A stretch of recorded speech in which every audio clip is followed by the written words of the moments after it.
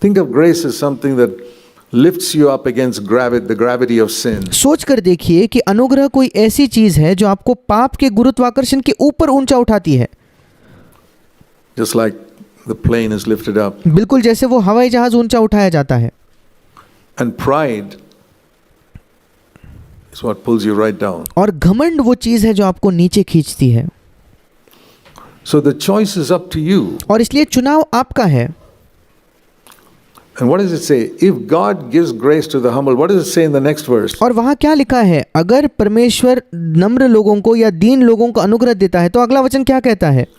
Therefore, इसलिए, since God gives grace to the humble, therefore, dear brother, sister, humble yourself under the mighty hand of God and He will lift you up. क्योंकि परमेश्वर नम्र लोगों को अनुग्रह देता है, इसलिए परमेश्वर के बलवंत हाथ के नीचे दीनता से रहो या नम्र हो जाओ, जिससे वो तुम्हें उचित समय पर बढ़ाए, या इंग्लिश में लिखा है उचित समय पर वो तुम्हें ऊंचा उठाए।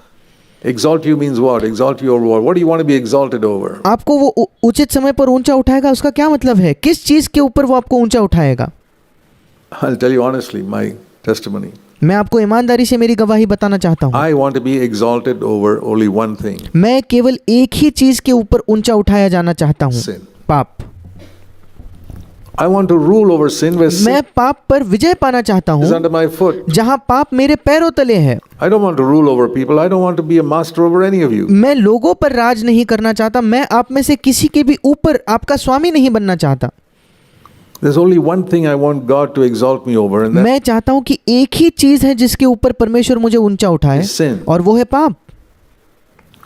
And if you want to be exalted over sin, और अगर आप चाहते हो कि आप पाप पर ऊंचे उठाए जाओ, humble yourself. अपने आप को नम्र कीजिए, Because God gives His grace only to the humble. And what I learned from that is, क्योंकि परमेश्वर अपने अनुग्रह को केवल नम्र लोगों को देता है। और इससे मैं ये सीखता हूँ, I remember in my struggle against sin, मुझे याद है जब पाप के विरुद्ध मेरा संघर्ष जो था, so many times I would fall, कई बार मैं गिर जाता था, maybe in my thoughts, शायद मेरे विचारों में, word, मेरे शब्दों में, an angry word would slip out of my mouth. और कोई गुस्से से भरा शब्द मेरे मुंह से निकल जाता था।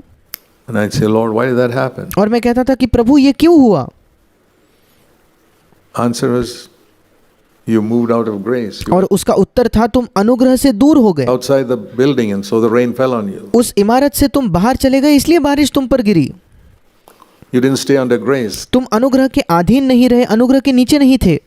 Lord, why didn't I stay under grace? You were प्रभु मैं अनुग्रह के नीचे क्यों नहीं था? proud. क्योंकि तुम घमंडी थे। Somewhere in your life, कहीं ना कहीं आपके जीवन में you were a little proud. आप थोड़े घमंडी थे। Sometimes God disciplines us. कभी कभी परमेश्वर हमें ताड़ना देता है।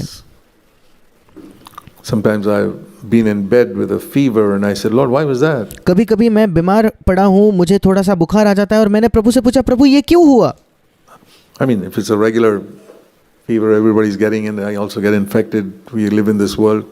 अगर मुझे ऐसा कोई बुखार हो रहा है जो सब लोग जिससे बीमार है, सब लोगों को बुखार हो रहा है, हम इस पृथ्वी में जीते हैं तो ठीक है। If it is a discipline, sometimes God punishes us with a little discipline. Just पर अगर वो परमेश्वर की द्वारा ताड़ना है, कभी कभी परमेश्वर हमें सुधारता है, हमें डांटता है थोड़ी ताड़ना देकर। like fathers will spank their children जैसे कभी कभी पिता अपने बच्चों को मारते हैं, बिल्कुल वैसा। to teach them a lesson, not because they hate them. उन बच्चों को वो इसलिए मारते हैं क्योंकि वो उन्हें पाठ सिखाना चाहते हैं, इसलिए नहीं क्योंकि वो अपने बच्चों से नफरत करते हैं, But to teach that child a lesson, you पर क्योंकि वे अपने बच्चों को एक पाठ पढ़ाना चाहते हैं। shouldn't do that. आपने वो तुम्हें वो नहीं करना चाहिए था। A loving father will spank his child. एक प्रेमी पिता अपने बच्चे को मारेगा। And sometimes a little sickness can be like a little spanking. और कभी कभी थोड़ी सी जो छोटी बीमारी होती है वो परमेश्वर की एक छोटी मार जैसे हो सकती है, That God gives. जो परमेश्वर हमें You देता must है। ask God, why did you do that, Lord? हमें परमेश्वर से पूछना चाहिए, क्यों तूने ये किया प्रभु?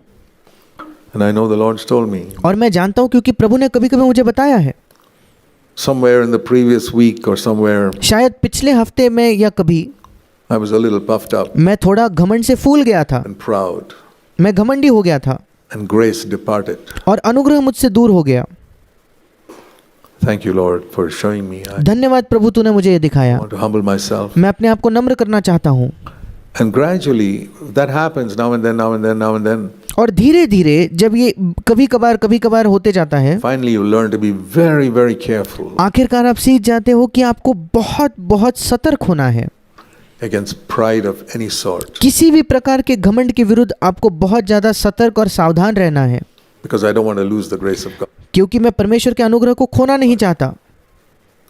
Dear brothers, प्रिय भाइयों, sisters, प्रिय भाइयों और बहनों, seek with all of your heart to avoid losing the grace of God अपने संपूर्ण हृदय के साथ खोज करें कि परमेश्वर के अनुग्रह को आप न खोए। any day of your life. अपने जीवन में किसी भी दिन परमेश्वर के अनुग्रह को न खोए। And it's very simple.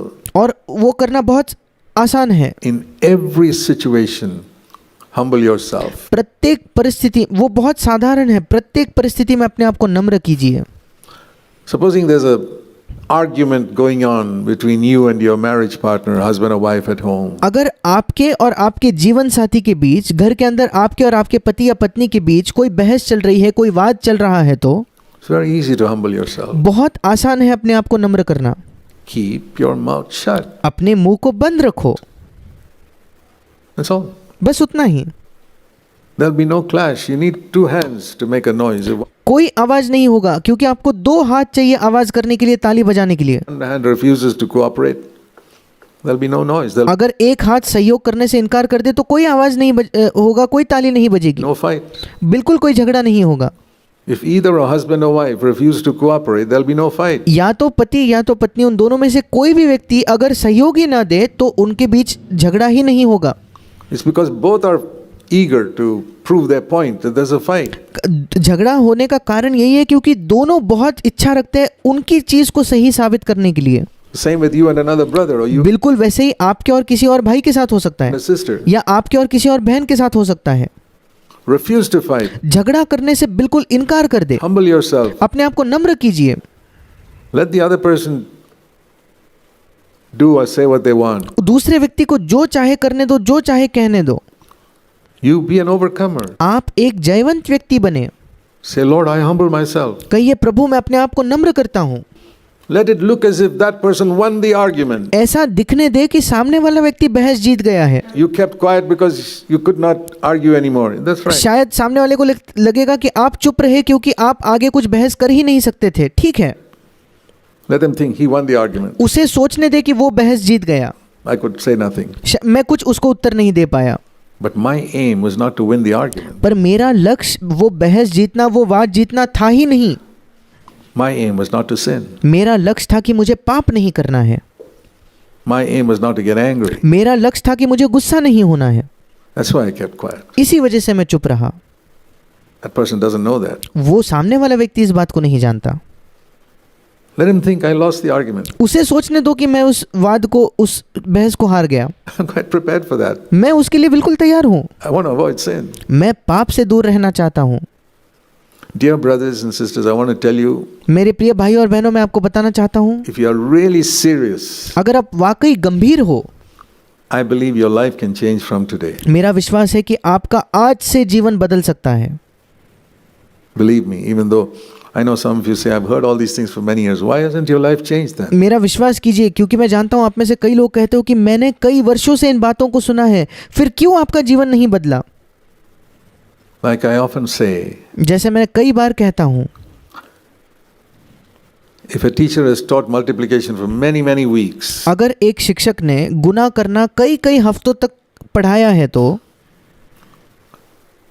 and if the students still have not learnt it, और उसके बाद भी वो विद्यार्थी नहीं सीखा है तो, then he needs to teach it again. फिर उस शिक्षक को उस बात को, वही बात को वापस सिखाना होगा। And that's the only reason I'm doing it. और वही कारण है क्यों मैं ये कर रहा हूँ। I believe there are many here who still have not learned to consistently humble themselves all the time. मेरा ये विश्वास है कि यहाँ ऐसे कई बैठे हैं जो अभी भी इस पाठ को नहीं सीखे हैं कि वे निरंतर अपने आप को हर समय नम्र करें, So that they get grace. जिसके द्वारा वे अनुग्रह को पाएंगे।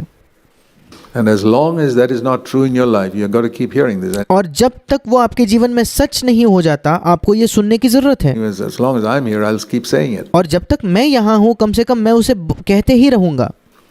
God gives His grace only to the humble. परमेश्वर अपना अनुग्रह केवल नम्र लोगों को देता है। And if you come under grace, the rain of sin will not fall on you. और अगर आप अनुग्रह के नीचे आ जाओ तो पाप की बारिश आप पर नहीं गिरेगी, Not one drop. उसकी एक बूंद भी आप पर नहीं गिरेगी।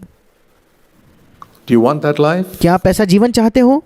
Jesus came to save His people from their sin. The Yeshu- first promise in the New Testament. यीशु मसीह आया उसके लोगों का पाप से उद्धार करने के लिए, उनके पाप से छुटकारा देने के लिए। पहला वायदा, पहला अभिवचन नए नियम में Is He will save His people from their sin. वो ये है कि वो अपने लोगों को उनके पापों से बचाएगा, उनके पापों से उद्धार देगा।